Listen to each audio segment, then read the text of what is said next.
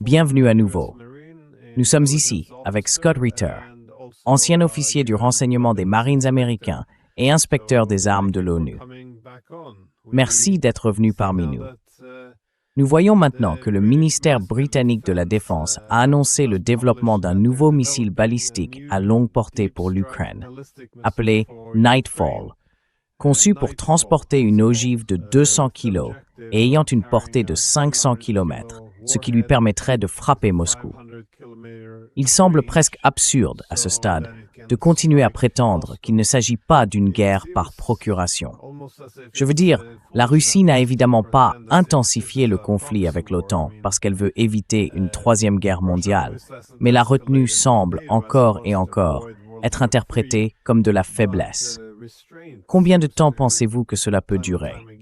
Je veux dire, les Britanniques peuvent-ils bombarder Moscou avec des ogives de 200 kilos et continuer à prétendre qu'il ne s'agit que d'une guerre entre la Russie et l'Ukraine?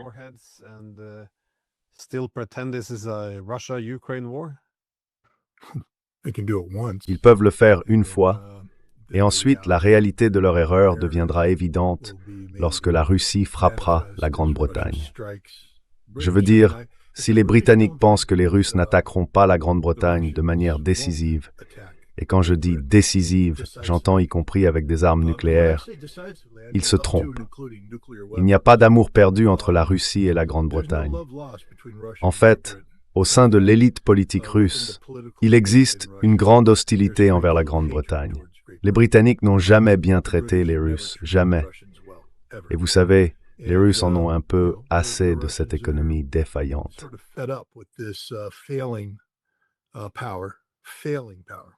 Le pouvoir, un pouvoir déclinant, proche de l'effondrement, continue de s'imposer d'une manière non seulement irrespectueuse, mais qui en plus représente une menace. Pas une menace existentielle, mais une menace pour la sécurité nationale de la Russie. Il n'y a qu'une seule bonne nouvelle dans tout cela. Nightfall est une plaisanterie. C'est une véritable plaisanterie. Je veux dire, regardez simplement les chiffres. On nous dit que, tout d'abord, c'est en développement. Ce n'est pas développé, c'est en cours de développement. Le montant d'argent alloué, je crois, était de 9 millions de dollars ou de 9 millions de livres. 9 millions, quelle que soit la devise que vous voulez y associer. Ce n'est pas grand-chose.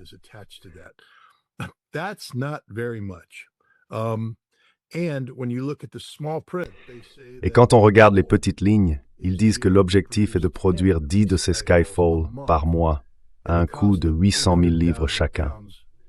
Maintenant, je suis juste un simple marine. Je ne prétends pas être le plus grand mathématicien du monde, mais 10 fois 800 000, ça fait environ 8 millions de livres. Et si le budget total pour développer ce missile est de 9, vous comprenez à quel point c'est une blague. Ils n'ont même pas encore d'usine de production. Ils n'ont pas construit de prototype. Ils n'ont pas testé de prototype. On ne sait même pas si le concept fonctionne. C'est encore une fois les Britanniques qui laissent leur bouche aller plus vite que leur cerveau. Oui, les Russes, bien sûr, suivront cela avec un grand intérêt.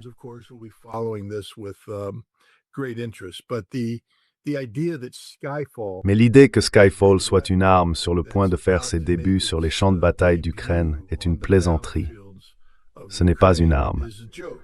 C'est un concept totalement sous-financé.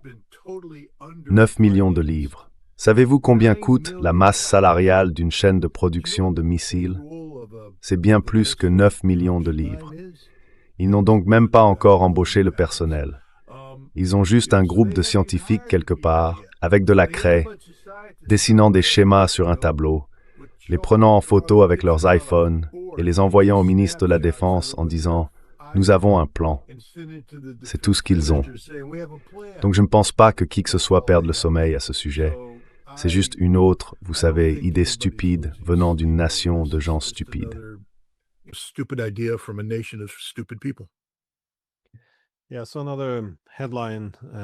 Oui, donc un autre titre ou article venu de Grande-Bretagne, signé par l'un de leurs généraux, Richard Shirreff, mettait en garde contre une partie de cette rhétorique plus agressive émanant de Londres. Il a souligné que l'idée d'envoyer des troupes en Ukraine était fondamentalement exclue, car ils n'ont ni les effectifs, ni l'argent, ni l'équipement militaire, ni même la volonté politique, ni du côté de la classe politique, ni du public.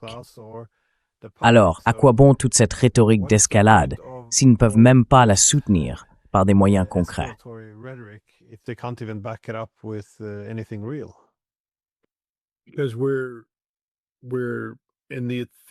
Parce que nous sommes actuellement dans le théâtre de l'absurde. C'est du pur théâtre. Les Britanniques ont un plan directeur qu'ils essayent de mettre en œuvre en Ukraine, appelé « Keep Ukraine in the Fight ». Un aspect clé de ce plan est la préparation psychologique de l'Ukraine à soutenir un conflit dans lequel, selon tous les critères, elle subit une défaite décisive. À ce stade, toute direction rationnelle, après avoir évalué la situation dans son ensemble et compris qu'il n'existe aucune voie vers la victoire, chercherait un moyen d'éviter une défaite encore plus écrasante. Mais ce n'est pas ce qui se passe en Ukraine. Le gouvernement ukrainien, d'une manière qui défie toute compréhension, continue de s'enfoncer dans la stupidité et de saper les ressources et les plans stratégiques dont il disposait, gaspillant ses réserves dans des attaques vaines à des fins de propagande.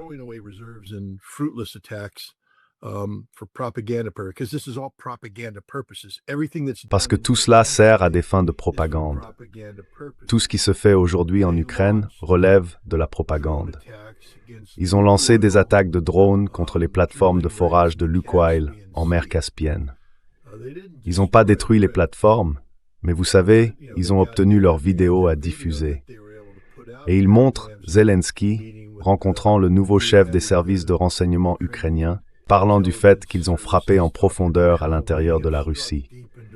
Ne comprennent-ils pas que les représailles que la Russie leur infligera seront extrêmes?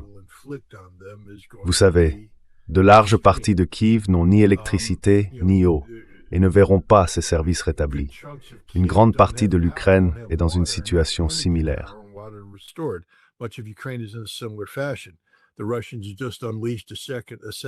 Les Russes viennent de lancer un deuxième Oreshnik contre les Ukrainiens, ce qui, étant donné le silence de l'Ukraine sur ce qui s'est passé, laisse entendre que les Russes ont atteint leur cible et accompli ce qu'ils voulaient. Oui. Alors, les Britanniques doivent maintenant mettre en scène ces actions. Ils se réunissent à Paris, la soi-disant coalition des volontaires. Ils sont peut-être volontaires, mais ils sont incapables. Je ne veux pas être trop cru, mais vous savez, si vous mettez un homme de 110 ans au lit avec une starlette de 22 ans, il peut être volontaire, mais il ne sera pas capable. Et c'est l'Europe. C'est le Royaume-Uni aujourd'hui. Ils ne peuvent pas agir. Ils sont littéralement pathétiques. 76 000, c'est la taille totale de l'armée britannique.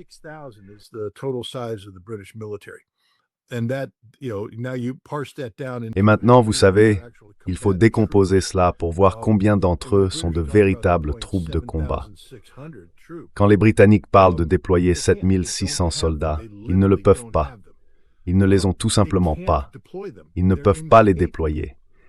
Ils sont incapables de déplacer physiquement ces troupes du Royaume-Uni vers l'Ukraine, puis de les soutenir sur place. La logistique, à elle seule, dépasse les capacités de l'armée britannique. Et quand on parle d'envoyer une force, il y a deux choses à considérer. Premièrement, où est votre force de réaction rapide? Vous allez mettre 7600 soldats en danger. Que se passe-t-il quand la situation dégénère complètement? Qui viendra secourir ces 7000 hommes? Personne ne viendra à leur secours. Ils seront morts.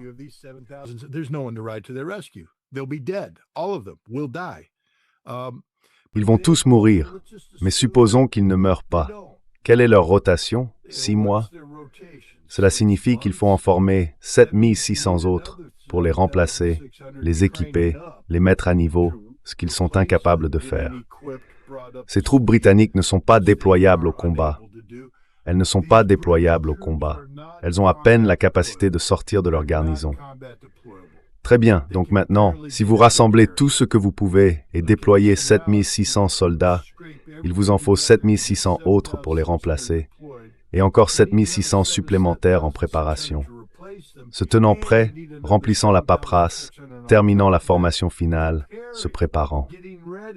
C'est ainsi qu'une rotation standard fonctionne. Les Britanniques ne peuvent pas le faire, et ils le savent, et leur propre commandement les a déjà épinglés à ce sujet.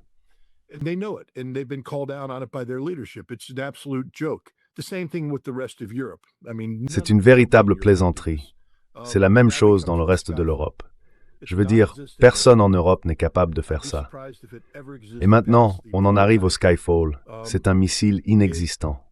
Je serais surpris qu'il ait jamais dépassé le stade du prototype.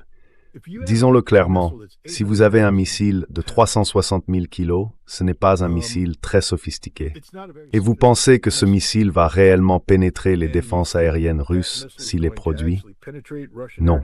Tout ce qu'il fera, c'est transformer l'Angleterre en cible. Et je ne sais pas combien de fois encore il faudra écouter Dmitri Medvedev dire « les gars, ça va arriver » avant que cela ne se produise réellement. Vous avez des membres de la Douma russe qui disent « nous devons frapper maintenant avec des armes nucléaires ». Voilà où en est arrivée cette discussion.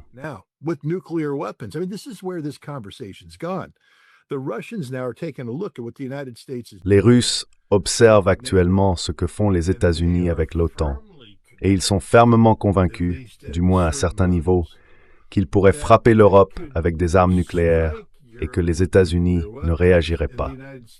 Que les États-Unis ne se suicideront pas pour défendre l'Europe, surtout si l'Europe provoque l'ours russe, pour ainsi dire. C'est une façon de penser très dangereuse. Je ne suis pas d'accord avec cela. Je pense en réalité que nous réagirions. Je crois que cela se terminerait par un échange nucléaire généralisé et que toute vie sur la planète disparaîtrait. Mais Sergueï Karaganov, un penseur politique très influent, a déclaré, célèbre ou tristement célèbre, que les États-Unis ne sacrifieraient pas Boston pour Poznań, ce qui signifie que la Russie pourrait lancer une arme nucléaire sur la Pologne et que les États-Unis ne feraient rien.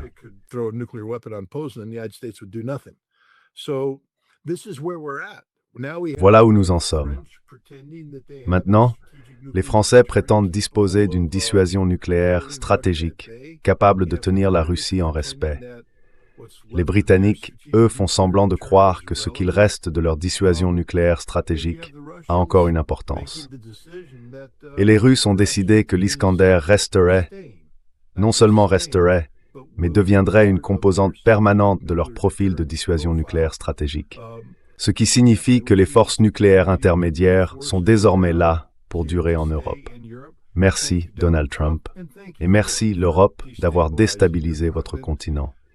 Cela donne à la Russie la possibilité de procéder à une escalade stratégique de manière non nucléaire, ce qui rend plus probable l'utilisation de cette arme à l'avenir.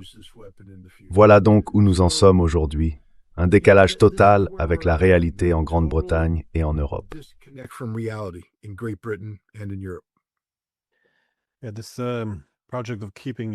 Ce projet visant à maintenir l'Ukraine dans la lutte, c'est assez étrange que nous en soyons là aujourd'hui. Il n'y a plus de prétention à une victoire possible.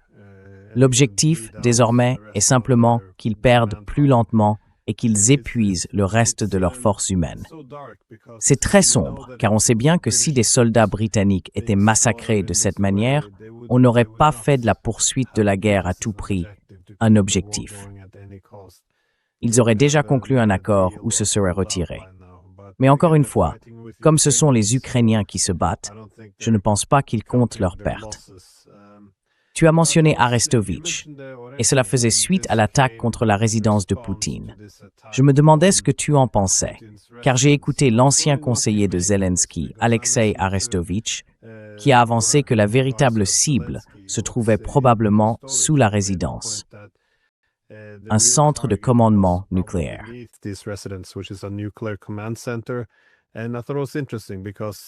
Je trouvais cela intéressant parce que, comme nous le savons, en juin 2025, ils ont également attaqué les bombardiers nucléaires russes, c'est-à-dire leur dissuasion nucléaire.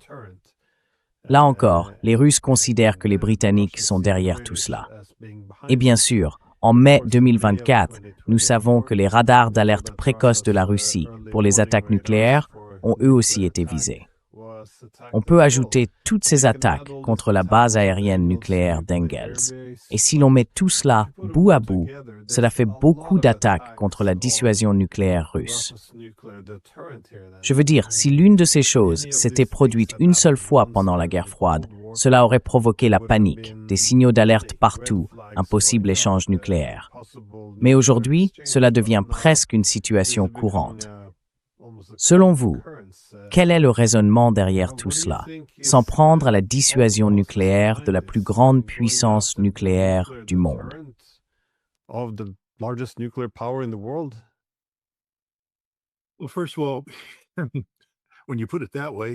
Eh bien, tout d'abord, présenté de cette façon, cela donne un peu l'impression d'être imbécile. Mais revenons un instant en arrière. Le MI6, le service secret de renseignement britannique, en ce qui concerne la Russie, ils sont extraordinairement incompétents. Extraordinairement, parce que, enfin, il suffit de regarder le cas de Christopher Steele, l'ancien agent du S6 qui a travaillé en Union soviétique. Et vous savez, la qualité de son travail là-bas dans les années 1990, ils ont déployé énormément d'efforts, mais pas beaucoup d'argent pour recruter quiconque ils pouvaient. C'était du tout cuit. Ils sortaient et recrutaient tout le monde. Chauffeurs de taxi, prostituées, politiciens, anciens politiciens, tout le monde. Puis les Russes ont sévi.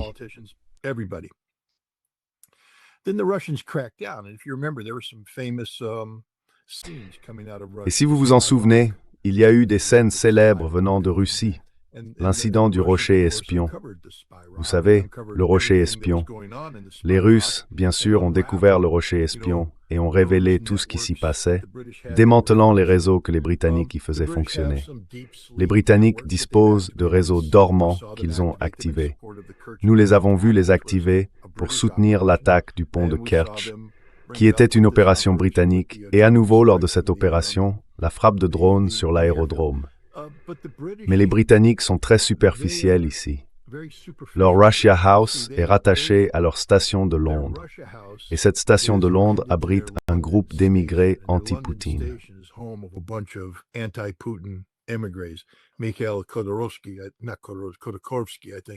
Mikhail Khodorkovsky, je pense, l'ancien oligarque du pétrole qui a été emprisonné pour corruption puis libéré, utilise maintenant ses milliards pour collaborer avec le MI6 afin de créer cette machine de propagande anti-Poutine. Il conseille les Britanniques, il travaille main dans la main. Il suffit d'écouter les absurdités qui sortent de la bouche de cet ancien oligarque et de son entourage pour voir comment le MI6 les traduit en action. L'idée, c'est que si l'on frappe ces cibles, on sapera la crédibilité de Vladimir Poutine.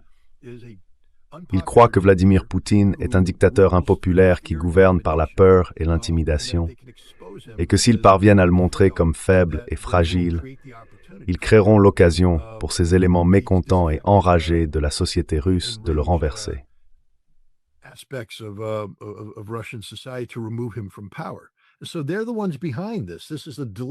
Donc, ce sont eux qui sont derrière tout ça.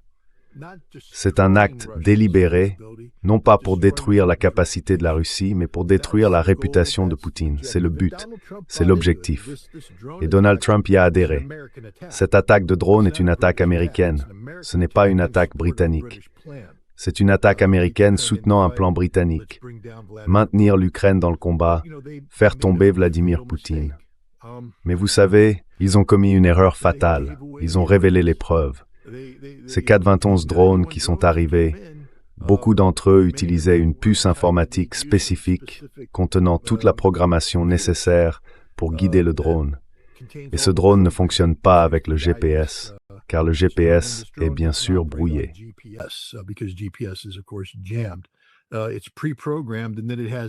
Il est préprogrammé, puis il utilise l'intelligence artificielle.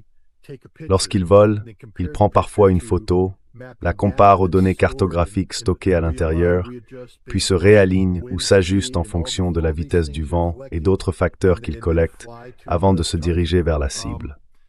Pour obtenir ce résultat, l'intelligence intégrée dans la puce doit être à la fois extrêmement détaillée et extrêmement à jour, ce qui signifie qu'il faut disposer des mises à jour les plus récentes pour qu'elle atteigne la cible visée. Cela signifie que Palantir, l'entreprise qui mène cette opération pour le compte de la CIA et des Britanniques afin de programmer ces puces, affirme utiliser des informations disponibles commercialement.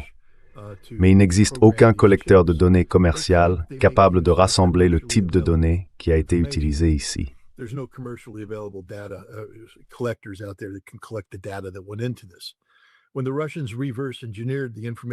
Lorsque les Russes ont rétro-conçu les informations contenues dans cette puce, le calendrier des données a changé.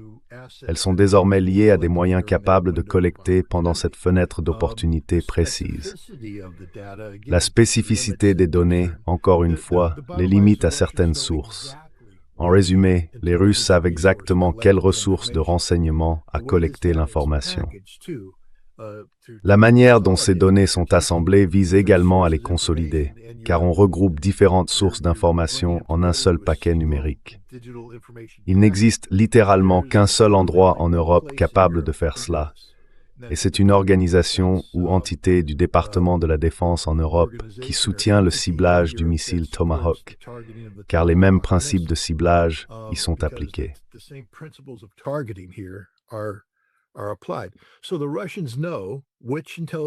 Ainsi, les Russes savent quels agents du renseignement ont collecté les données, qui les a traitées, conditionnées et intégrées dans cette puce. Donc, lorsque les Russes ont remis cela aux États-Unis, à un moment où Donald Trump disait « Non, il n'y a pas eu d'attaque, et s'il y en a eu une, c'est celle-ci », les Russes ont répondu « Voilà ». Et ce faisant, ils ont dit « Nous savons tout ». Je veux dire, l'Agence du renseignement de la défense, la CIA, ils vont rétroconcevoir la puce et se dire « ils savent tout ». Ce qui signifie que Trump aura été démasqué comme un menteur absolu, un imposteur, un homme qui a littéralement utilisé des négociations pour tenter de cibler le président de la Russie. Pas dans le but de le tuer. Enfin, regardez, les drones ont un long temps de vol. Ils ont été détectés.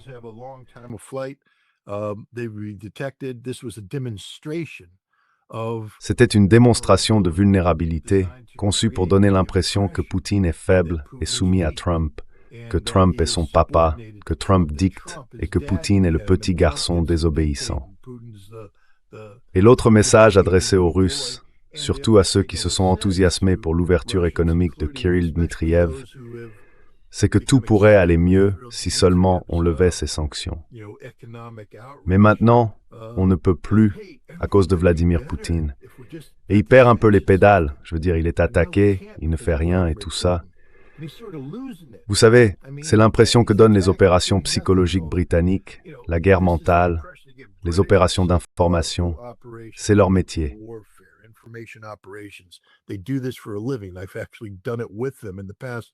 Je l'ai déjà fait avec eux par le passé, en ciblant l'Irak.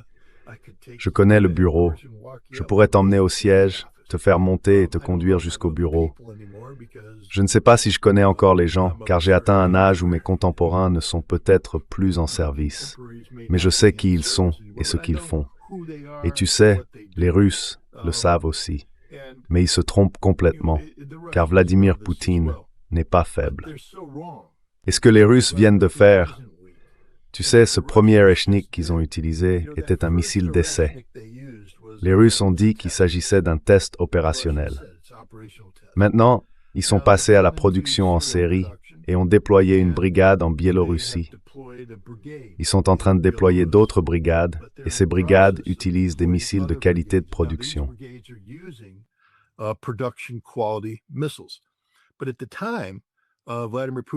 Mais à l'époque, Vladimir Poutine a déclaré que la Russie disposait d'un certain nombre d'autres moyens aéronautiques, des missiles d'essai.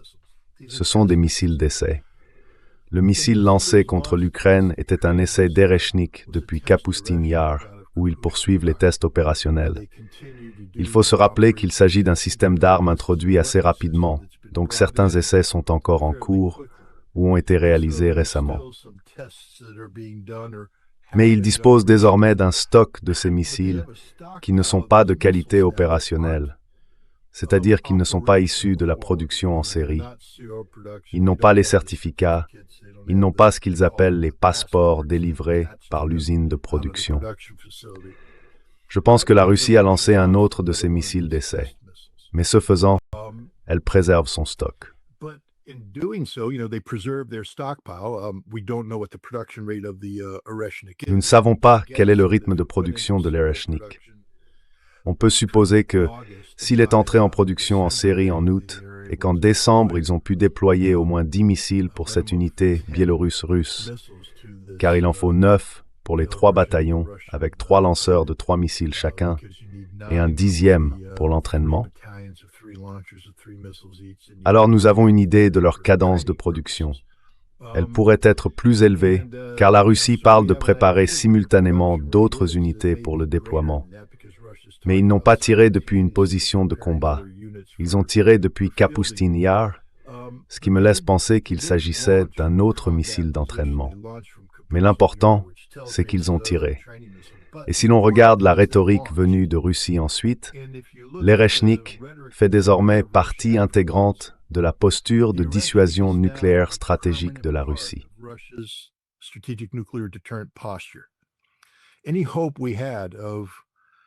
Tout espoir que nous avions de relancer le contrôle des armements, par exemple le traité New START, qui expirera le mois prochain, est perdu. Il ne sera pas prolongé. C'est fini. C'est mort. Vladimir Poutine a parlé de prolonger les plafonds qui y étaient associés, mais pour cela, il fallait que les États-Unis donnent leur accord. Pour l'instant, il n'y a aucun mouvement en ce sens. Il fallait aussi que l'environnement politique s'y prête.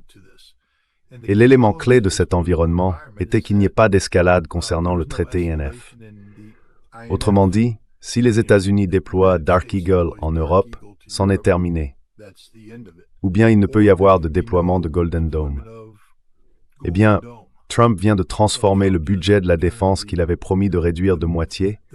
Il l'augmente désormais de 50% pour atteindre 1,5 billion de dollars, dont une grande partie sera consacrée à Golden Dome.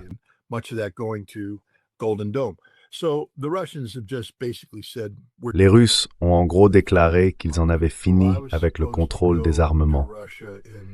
J'étais censé aller en Russie en mars et en avril, à Saint-Pétersbourg, où nous devions organiser un exercice vraiment intéressant. Des étudiants de niveau master devaient jouer les rôles des équipes de négociation américaines et russes. Nous aurions eu une équipe d'experts américains en contrôle des armements, conseillant le groupe jouant les Américains, et une équipe d'experts russes en contrôle des armements, conseillant le groupe jouant les Russes. Ensuite, nous aurions mené l'exercice, recueilli les données et produit un livrable que nous devions remettre à la fois au ministère des Affaires étrangères, qui soutenait le projet à l'époque, et au département d'État, dans le but de relancer un peu les choses et de dire « Voici quelques idées ». Il y avait beaucoup d'enthousiasme à ce sujet.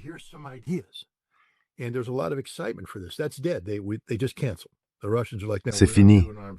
Ils viennent de l'annuler. Les Russes disent « Non, nous ne faisons plus de contrôle des armements. Cela n'arrivera tout simplement pas. Il n'y a même plus de raison de faire semblant. C'est donc une affaire sérieuse, une affaire énorme. Nous sommes sur le point d'entrer dans une course aux armements où la Russie détient déjà tous les avantages. Ils ont déployé des forces intermédiaires sans équivalent.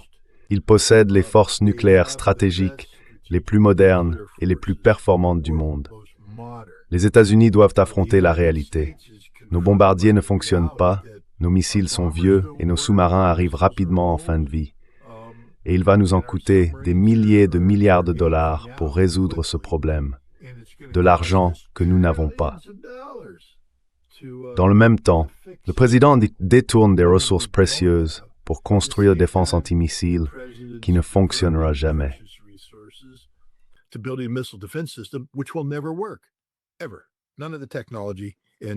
Jamais. Aucune des technologies du dôme doré n'est éprouvée.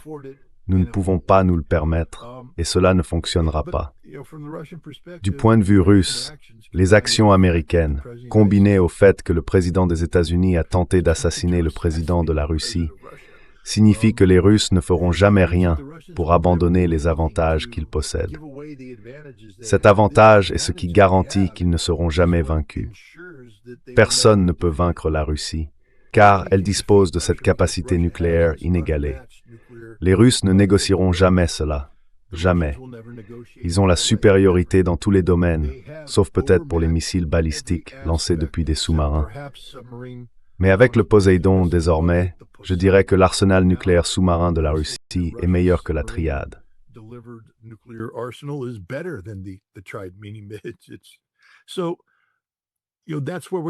Alors, vous savez, voilà où nous en sommes. Le contrôle des armements, c'est fini. C'est une réalité très triste. Je ne sais pas si nous allons survivre à cela. Je veux dire, c'est une période très dangereuse. Je deviens un peu découragé. J'essaye de rester optimiste et je continuerai d'avancer pour voir ce qu'il est possible de faire afin d'éduquer les gens. Mais vous savez, les États-Unis sont dirigés par un dictateur qui se moque du droit international, du droit constitutionnel et de tout sauf de son propre narcissisme égocentrique. Et c'est quelque chose de très dangereux. Le contrôle des armements repose sur le droit international et les États-Unis ne croient plus au droit international, ce qui signifie qu'il ne peut plus y avoir de contrôle des armements.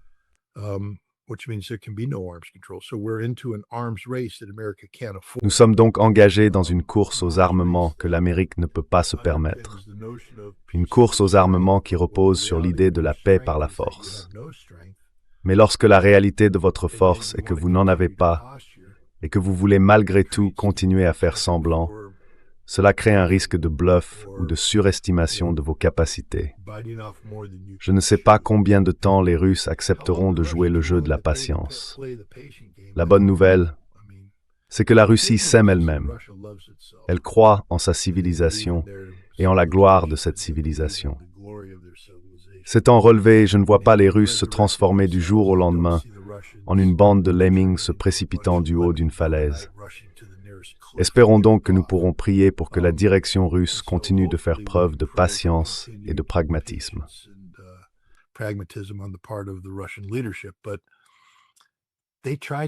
Mais ils ont essayé de tuer leur président.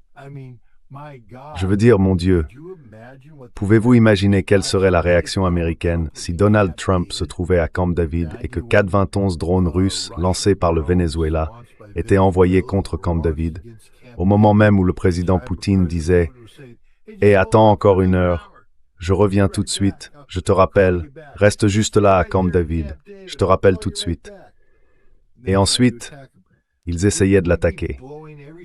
Nous ferions exploser tout ce qu'il y a dans le monde. Je veux dire, le fait que la Russie ait limité sa réponse à ce qu'elle a fait est encore une fois la preuve évidente que la Russie ne cherche pas à escalader.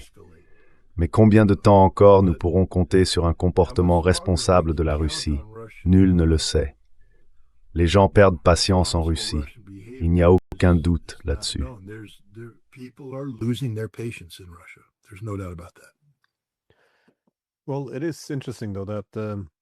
Eh bien, c'est intéressant. Pourtant, j'ai remarqué que lorsque Trump a été élu pour la 2e fois, il y a eu un certain optimisme prudent à Moscou. Je suppose que l'hypothèse ou l'espoir était qu'un siècle de conflit entre les États-Unis et la Russie pourrait prendre fin. Une grande partie de cela, bien sûr, concernait le communisme. Puis, après la guerre froide, il y a eu l'effort de préserver ce qui était essentiellement l'architecture de sécurité de la guerre froide, ce qui a ensuite ravivé la logique de la guerre froide avec la Russie. Mais l'idée que, dans un monde multipolaire, les Russes et les Américains puissent réellement être amis, sinon alliés, était séduisante. Cela pourrait, je suppose, éliminer la racine du conflit. Mais la foi en Trump, cependant, s'est affaiblie.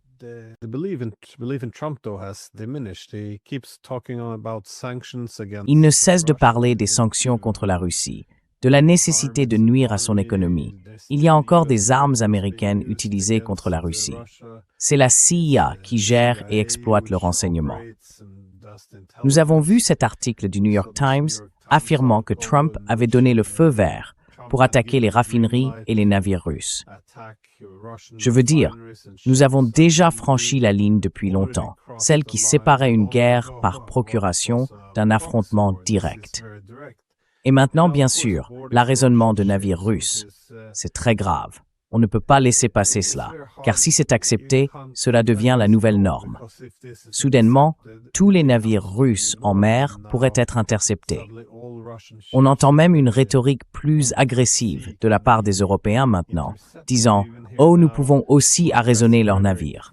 Nous pouvons faire en sorte que cela paraisse légal. » Je veux dire, est-ce que nous nous dirigeons vers une guerre majeure? Are we heading towards a major war here? Yeah, I mean, we are. This is Oui, je veux dire, c'est vrai. Nous traversons une période très dangereuse. Écoute, j'étais de ceux qui partageaient, tu sais, une sorte d'optimisme prudent, pensant que Trump était sincère à propos de la paix. Vraiment. Je savais qu'il devait affronter l'État profond, mais je pensais que c'était Donald Trump contre l'État profond. Et je crois que les Russes le pensaient aussi. Mais ce que nous découvrons, c'est que Donald Trump ne s'est pas seulement entouré de personnes russophobes, des personnalités qui non seulement ne croient pas aux bonnes relations, mais cherchent activement à détruire la Russie.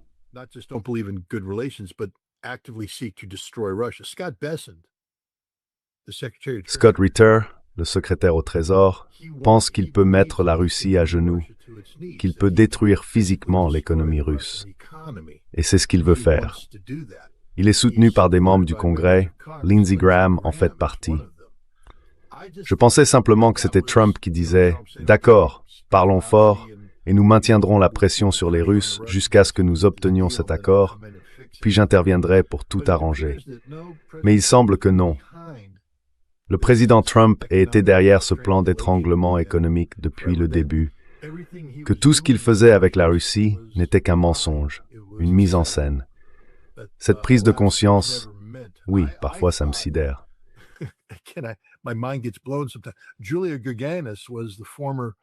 Julia Gagarina était l'ancienne responsable nationale du renseignement pour la Russie-Eurasie en 2016 et elle a supervisé l'évaluation de la communauté du renseignement de 2017 qui affirmait que Donald Trump collaborait avec les Russes pour voler l'élection de 2016. Elle savait que c'était un mensonge. Elle a falsifié les renseignements. Puis, lorsqu'il a semblé qu'elle allait être dénoncée, ils l'ont placée dans une sorte de semi-retraite. Elle restait officier de la CIA, mais on l'a affectée à l'un des groupes de réflexion de Washington, D.C. Eh bien, elle a été retirée de ce groupe de réflexion. Peu avant cela, John Ratcliffe, le directeur de la CIA, a procédé à un blanchiment d'urgence.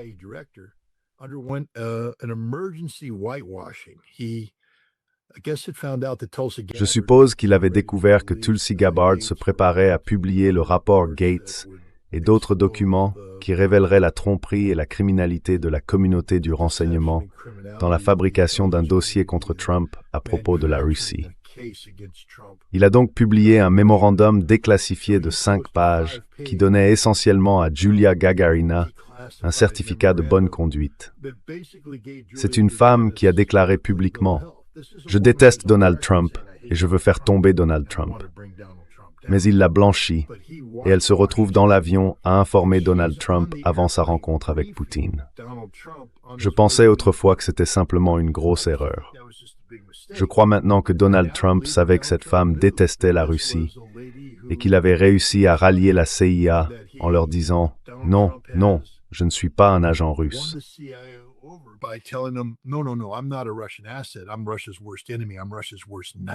Je suis le pire ennemi de la Russie.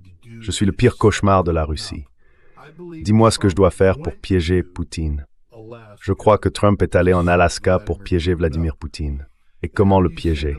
On utilise Kirill Dmitriev. On crée cette idée artificielle selon laquelle les sanctions peuvent être levées, et quand elles le sont, cela va provoquer une glorieuse renaissance économique pour la Russie et les États-Unis. Ensuite, ce qui se passe, c'est que Poutine y croit, revient et il commence à organiser des réunions. Tu sais, nous voulons revitaliser la production pétrolière dans le Nord. Ah, eh bien, appelons le maire et le gouverneur. Formez un comité et dites-nous ce qu'il faut faire. Quelles sont nos priorités principales?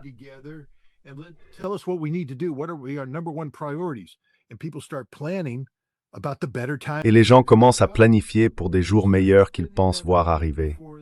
Ils commencent à dépenser cet argent avant même de l'avoir. Ce que vous avez fait là, c'est mener une guerre psychologique. Vous avez créé une 5e colonne à l'intérieur de la Russie. Des gens qui attendent désormais la levée des sanctions, qui, soit dit en passant, ne seront jamais levées. Mais ensuite, Trump dit qu'elles ne seront pas levées à cause de Vladimir Poutine. C'est lui. Je ne suis pas content de Poutine. Je pense que Poutine est le problème. Je pense que Poutine, c'est ceci. L'idée est de créer un fossé entre Poutine et les élites politiques et économiques, désormais fascinées par la perspective d'une levée des sanctions.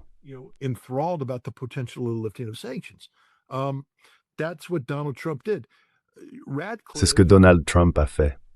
Radcliffe n'a pas mené ces opérations. L'article du New York Times est sorti à un moment intéressant, car il a littéralement coïncidé avec la tentative d'assassinat contre Poutine. Je pense que l'article avait peut-être à l'origine un autre titre et quelques paragraphes qui ont ensuite été supprimés, car selon moi, l'article disait en substance « regardez ce que nous avons fait. Nous sommes la CIA. Nous faisons cela depuis le début. » Puis, quand cela a échoué et que les Russes l'ont découvert, ils l'ont modifié. Mais ils n'ont pas changé l'article lui-même.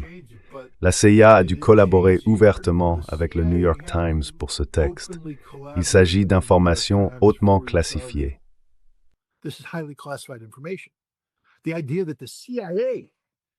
L'idée que la CIA aide l'Ukraine à frapper la capacité de raffinage du pétrole russe, des composants précis, la précision nécessaire, est incroyable. Et la CIA fait cela au moment même où le président parle de l'esprit de l'Alaska. C'est une mise en scène. C'est un mensonge. Il n'y a jamais eu d'esprit de l'Alaska. La CIA est en guerre contre la Russie aujourd'hui. En guerre contre la Russie. La CIA tue des Russes. Scott Ritter, secrétaire du département du Trésor, est en guerre contre la Russie, cherchant à détruire l'économie russe. Marco Rubio est en guerre contre la Russie, cherchant à l'isoler. Souvenez-vous, Rubio a une double casquette, et c'est là que réside la perfidie ultime, car il peut être secrétaire d'État et dire « Hey, nous sommes tous pour la diplomatie ». Tu te souviens de sa petite remarque sarcastique? « Hey Sergei, comment ça va ?» Comme s'il était ami avec Sergei Lavrov. Il ne l'est pas. Il déteste Sergei Lavrov. On sait qu'il déteste Sergei Lavrov parce qu'il a dit qu'il déteste Sergei Lavrov. Il déteste tous les Russes, mais il fait semblant d'être diplomate. Ensuite, il enfile sa casquette de conseiller à la sécurité nationale, poste où il n'est responsable devant personne sauf le président, et c'est lui qui autorise les attaques de la CIA.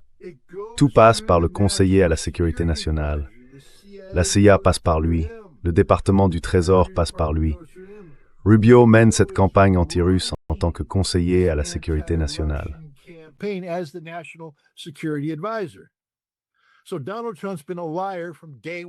Donald Trump a été un menteur dès le premier jour.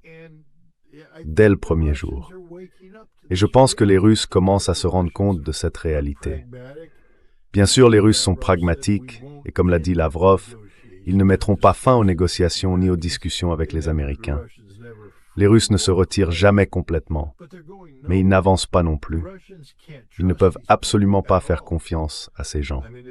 Je veux dire, s'ils leur font confiance, alors il faut se demander, les Russes sont-ils vraiment aussi compétents que tout le monde le dit, moi y compris? On ne peut pas faire confiance aux États-Unis, on ne peut pas faire confiance à Donald Trump.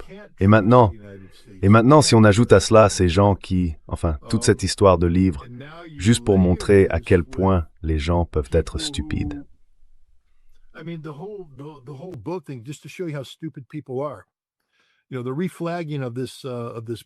Vous savez, le repavillonnement de ce bateau, de ce pétrolier, je crois que c'était un navire ghanéen, ou non, peut-être un navire ghanéen. Vous voyez, il a changé de pavillon en cours de route. Ce n'est pas illégal, pas normal, mais pas illégal non plus. Mais les Russes ont utilisé une procédure qui n'a de légitimité que dans les eaux territoriales russes. C'est une sorte de disposition de droit interne. Cela ne s'applique pas vraiment aux navires en haute mer. En fait, selon le droit de la mer, un navire ne peut pas avoir deux pavillons. Le pavillon sous lequel le navire a pris la mer est celui qu'il doit conserver. S'il change de pavillon, alors il n'en a plus. Donc les Russes se sont piégés eux-mêmes sur ce coup-là. So the Russians set themselves up on this one. It wasn't a good. Ce n'était pas une bonne décision, et les Russes eux-mêmes l'ont en quelque sorte reconnu. C'est pourquoi la Russie est restée silencieuse. Tout le monde se demande, pourquoi la Russie est-elle silencieuse? Parce qu'elle est faible? Non, elle a commis une erreur. Ils ont réimmatriculé le navire d'une manière impossible à faire respecter. Mais le problème, c'est que l'Europe et les États-Unis interprètent l'absence de réaction de la Russie comme un signe de faiblesse. Et maintenant, ils parlent de s'en prendre à de véritables navires battant pavillon russe. Ce serait une erreur fatale, car la marine russe interviendrait. Les Russes sont très légalistes.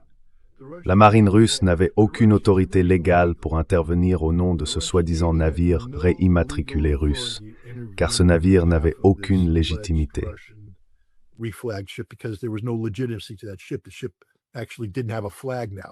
Le navire n'avait en réalité plus de pavillon à cause de ce qui s'était passé. Mais cela ne veut pas dire que la marine russe n'interviendra pas si vous attaquez un navire russe. Et maintenant, les Britanniques disent « Eh bien, nous allons changer nos lois pour pouvoir monter à bord des navires. » Les Danois disent « Nous allons prouver aux Américains que nous sommes vraiment des membres importants de l'OTAN et nous allons monter à bord des navires. » Et les Norvégiens veulent aussi monter à bord des navires. Tout le monde veut maintenant monter à bord des navires russes. Les Russes vont vous tuer. Vous tuer. À quel point peut-on être stupide? Eh bien, c'est une question rhétorique, car nous connaissons la réponse. Très stupide.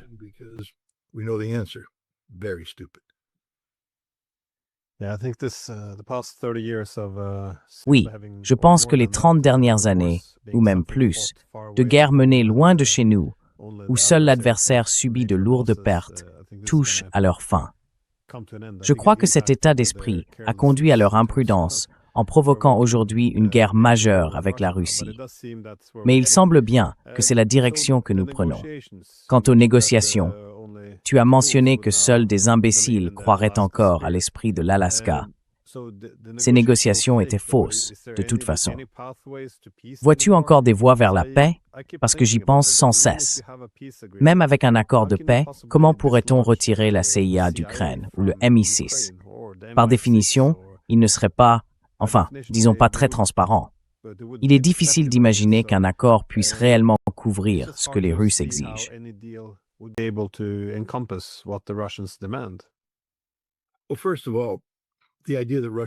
Eh bien, tout d'abord, l'idée que la Russie va faire des compromis me semble sans objet.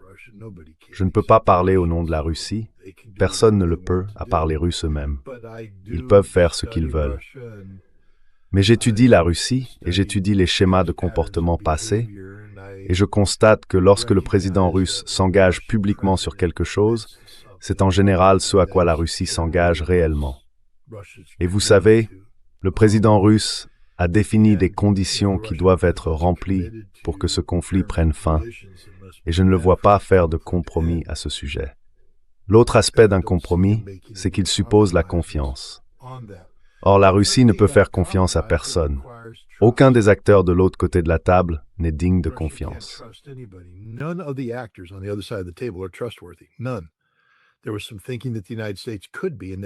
Aucune. Donc je dirais que tant que Donald Trump est président des États-Unis, il n'y a absolument aucune perspective de paix par la négociation. Les Russes continueront à faire semblant, simplement pour maintenir les canaux de communication ouverts. Rappelez-vous, les Russes n'avaient pas de canaux de communication ouverts avec l'administration Biden. Et je pense qu'un élément important pour éviter les conflits, c'est le dialogue. Donc je pense que les Russes tiennent à garder ces canaux ouverts uniquement dans la mesure où cela aide à prévenir les conflits évitables. Mais vous avez, et l'autre bonne nouvelle, enfin ce n'est pas vraiment une bonne nouvelle, mais disons que dans l'ensemble, ça l'est peut-être.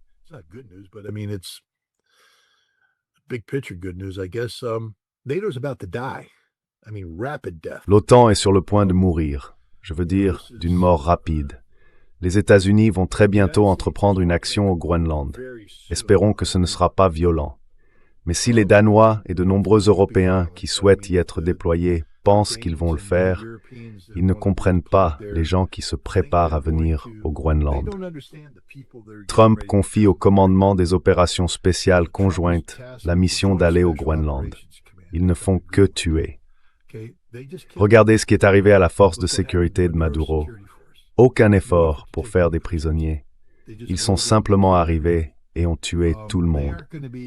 Ils ne vont pas rester là à verser des larmes de chagrin sur la fin de l'OTAN. Ils ont une mission.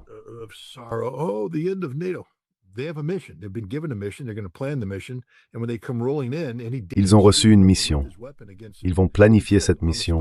Et quand ils arriveront, tout Danois assez stupide pour lever son arme contre eux sera tué sur le champ, avec tous les autres.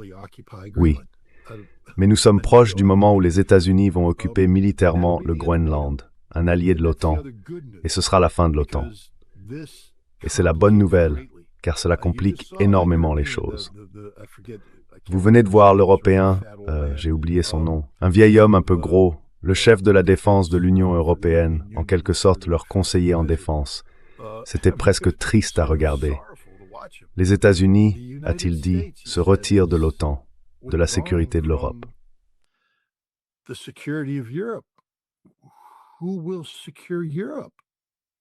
Qui va assurer la sécurité de l'Europe? Je pensais que c'était le rôle de l'Europe, mais l'Europe ne peut pas se défendre seule. La bonne nouvelle, c'est que pour faire du théâtre comme les Britanniques le font, il faut une scène, il faut un décor.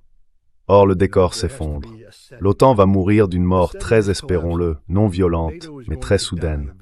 Et l'Europe n'a pas de plan B, aucun, zéro capacité. Nous allons assister à l'effondrement de l'Europe, car ce que Donald Trump fait mieux que quiconque, c'est diviser pour régner. À mesure que l'OTAN se dissout, que l'Europe s'effondre, certains pays vont devenir désespérés. Et Trump va tendre la main et dire « Nous allons établir une relation bilatérale. Nous allons avoir une relation bilatérale avec vous. » Et avant qu'on s'en rende compte, les États-Unis construiront une architecture de sécurité européenne dans laquelle l'Europe n'aura aucun droit de regard. Tout sera fondé sur une relation bilatérale entre, disons, le petit garçon et le papa. Et c'est la direction que nous prenons. Alors, vieille malédiction chinoise, que vous viviez des temps intéressants. Nous avons été lourdement maudits, car nous vivons une époque extraordinairement intéressante. Intéressante, non pas dans le bon sens, mais d'une manière profondément troublante, et pourtant intéressante malgré tout.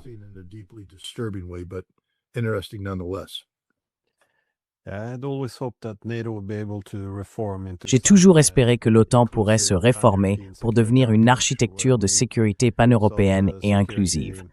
Une organisation où nous chercherions la sécurité avec les autres membres plutôt que contre les non-membres, comme une alliance. Mais je pense qu'il est bien trop tard. Oui, je suis d'accord avec toi. Elle devrait probablement simplement disparaître. C'est au-delà de toute réforme maintenant. Juste une dernière question cependant. Et je pense que nous allons effectivement dans cette direction, avec l'OTAN d'ailleurs. Mais oui, dernière question. Comment comprends-tu cette transformation de Trump? Le nouveau Trump, celui qui bombarde le Venezuela, soutient le génocide à Gaza, bombarde l'Iran, parle de conquérir le Groenland et bien sûr est déterminé à vaincre la Russie. Tout cela est tellement contraire au Donald Trump qui se présente à la présidence.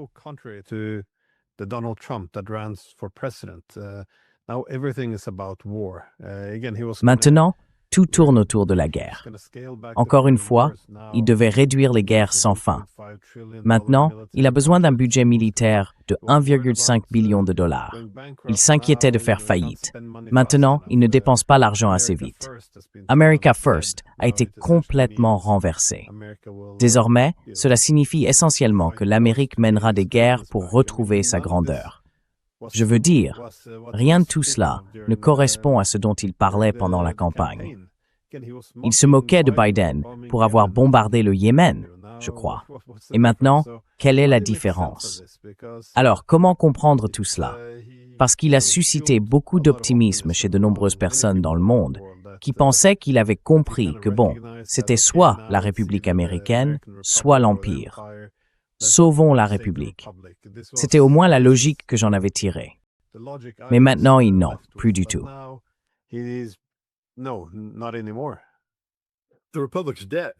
La République est morte, et c'est lui qui vient de la tuer. Et il a dit qu'il l'avait tuée. Écoutez, il a déclaré qu'il ne croyait pas au droit international. Je dois rappeler au président, même si c'est un rappel stupide puisqu'il ignore ces choses, que le droit international, ce qu'il appelle le droit international, c'est la Charte des Nations Unies. Et la Charte des Nations Unies est une obligation issue d'un traité contracté par les États-Unis lorsque le président des États-Unis l'a signé, puis ratifié par les 2/3 du Sénat américain. Sur le plan constitutionnel, elle devient la loi suprême du pays. On ne peut donc pas simplement ignorer le droit international. On ne peut pas ignorer la Charte, car le faire reviendrait à ignorer la Constitution.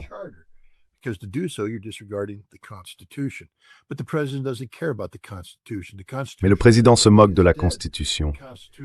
La République constitutionnelle est morte. La République constitutionnelle impose 3 branches du gouvernement, distinctes mais égales. Et le président piétine le Congrès, tandis que le pouvoir judiciaire a été apprivoisé. Vous savez, il reste peut-être encore un peu de combativité. Nous avons vu le Congrès adopter récemment une résolution sur les pouvoirs de guerre. Mais je ne pense pas que Trump y prêtera beaucoup d'attention, car il se moque que le Congrès le destitue. En réalité, il s'en fiche. La résolution n'a pas été adoptée avec suffisamment de voix pour garantir une condamnation lors du procès. Et donc ce président est une caricature. Et vous savez, il a dit ce qu'il fallait dire pour être élu. Il n'y a aucun doute là-dessus. C'est ce qui était très attractif. C'est ce qui a attiré les indépendants de RFK Jr. et de Tulsi Gabbard. Environ 12 à 20% des voix qui l'ont conduit à la victoire. Maintenant, on dit qu'il essaye essentiellement de manipuler la manière dont l'Amérique vote, qui va truquer les chiffres, qui va voler une élection, voler des élections de mi-mandat pour garantir qu'il reste au pouvoir. Notre pays est physiquement occupé par des troupes d'assaut qui agissent au-dessus des lois, qui n'ont pas peur de tuer des citoyens américains en plein jour. Toute cette invasion et cette occupation par l'ICE des grandes villes américaines est encore une fois fondamentalement inconstitutionnelle.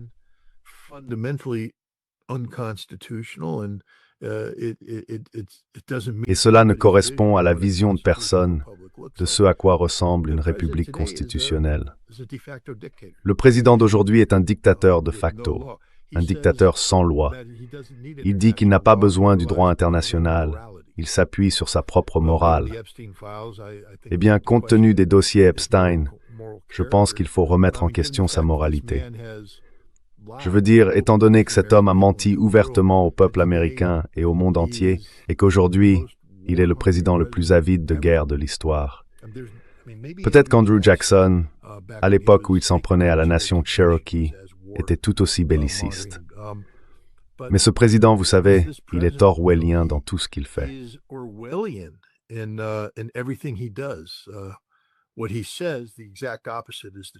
Ce qu'il dit, c'est exactement le contraire de la vérité. Il veut le prix Nobel de la paix parce qu'il est le plus grand va-t-en-guerre du monde. Et c'est là où nous en sommes aujourd'hui. Le peuple américain pourrait découvrir qu'en accordant autant de confiance, de foi et de pouvoir à cet homme, il s'est privé de la capacité de corriger ses propres erreurs. Dans la démocratie américaine, il a toujours été possible de voter pour chasser les dirigeants. Mais si Trump prend le contrôle, continue d'utiliser l'ICE comme instrument d'intimidation et d'occupation, et commence à manipuler le système pour garantir un résultat aux élections de mi-mandat, nous ne fonctionnerons plus comme une république constitutionnelle.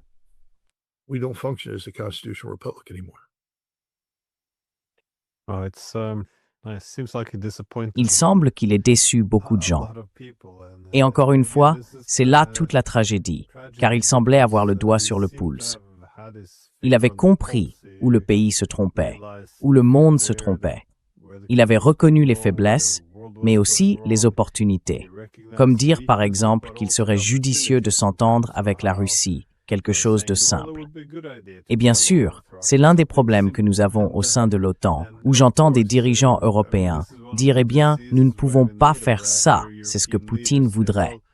Mais, vous savez, à un moment donné, il faut aussi que l'adversaire ait un certain sentiment de sécurité, si l'on veut la sécurité pour soi-même. Il semblait vraiment avoir vu juste sur beaucoup de ces points. Mais oui, ce nouveau Trump, enfin, je pense pas que ce soit vraiment un nouveau Trump, en fait. I don't think it's a new Trump, though. I think what we're seeing is that he's been a liar the entire Je time. pense que ce que nous voyons, c'est qu'il a été un menteur depuis le début. Vous savez, il a traité le peuple américain comme un amour de sa vie. Il disait tout ce qu'il fallait. Il nous offrait des fleurs, un joli parfum pour notre anniversaire. Ne manquait jamais une fête, ni un événement. Il était là pour chaque moment important de notre vie. Mon Dieu, nous sommes tombés amoureux de ce type. Nous pensions, regardez toute l'attention qu'il nous porte. Il doit être sincère dans son désir d'une relation longue et fructueuse. Et puis, dès que nous nous sommes mariés, il s'est avéré qu'il avait une maîtresse depuis le début. Cette maîtresse, c'était la guerre, le pouvoir et le narcissisme.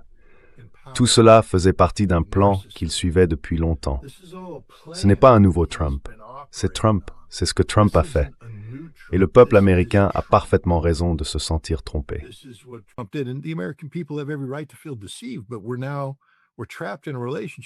Mais maintenant, nous sommes piégés dans une relation dont nous ne pouvons pas sortir. Je veux dire, j'espère que le peuple américain sortira voter aux élections de mi-mandat et fera ce qu'il faut pour limiter le pouvoir de ce fou. Mais s'il commence à truquer les comptes, s'il commence à manipuler le système, vous savez, Staline, je crois, disait que ce n'est pas celui qui vote qui compte, mais celui qui compte les votes. Et je pense que Trump sera celui qui comptera les votes, et le décompte sera... Vous voyez, c'est encore une ironie. Cet homme est un tel menteur qu'il va faire au peuple américain exactement ce qu'il a accusé Joe Biden d'avoir fait en 2020. Il va voler une élection. Et à mon avis, le 25e amendement ne pourrait pas arriver assez vite. The 25th Amendment couldn't come quick enough, in my mind. Yeah, just watch him give us. Oui, regarde-le nous faire. Eh bien, 2 fois déjà. Ce discours sur la façon dont Maduro aurait tué des millions de personnes, ce qui n'a pas beaucoup de sens. Mais oui, on dirait qu'on vit vraiment dans une époque post-vérité en ce moment. Bref, nous n'avons plus de temps. Mais je voulais te remercier énormément d'avoir pris le temps, comme toujours. Je sais que tu dois être incroyablement occupé. Donc oui, encore merci. Eh bien, merci de m'avoir invité. Je pense que c'était une bonne conversation.